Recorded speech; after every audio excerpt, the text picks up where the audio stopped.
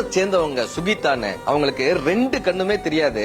Class ரூம்ல எல்லா ஃப்ரெண்ட்ஸும் நான் இன்னைக்கு இந்த படம் பார்த்தேன், நான் இந்த ஊருக்கு போனேன், நான் இதெல்லாம் பார்த்தேன், இதெல்லாம் குருவிகள்லாம் பார்த்தேன்னு சொல்லும் போது இந்த சுகிதா அம்மாட்ட அழுகுறாங்க.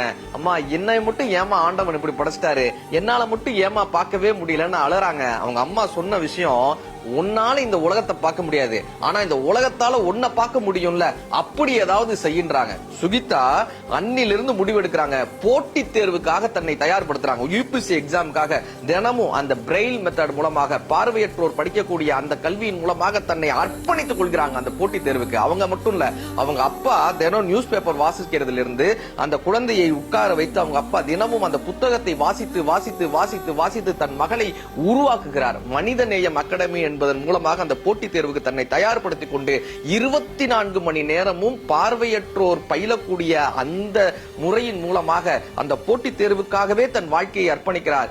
இந்திய நாட்டினுடைய முதல் பார்வையற்ற IAS அதிகாரியாக இன்று சுகிதா உயர்ந்து தன்னம்பிக்கையினுடைய அடையாளமாக நம் முன்னால் நிற்கிறார். சலித்துக் கொள்பவன் வாய்ப்பில் இருக்கக்கூடிய சவால்களை பார்க்கிறான். சாதிக்க நினைப்பவன் மட்டும்தான் சவால்களில் இருக்கக்கூடிய வாய்ப்பை பார்க்கிறான். நீங்கள் சலித்துக் கொள்பவர்களா, சாதிக்க நினைப்பவர்களா?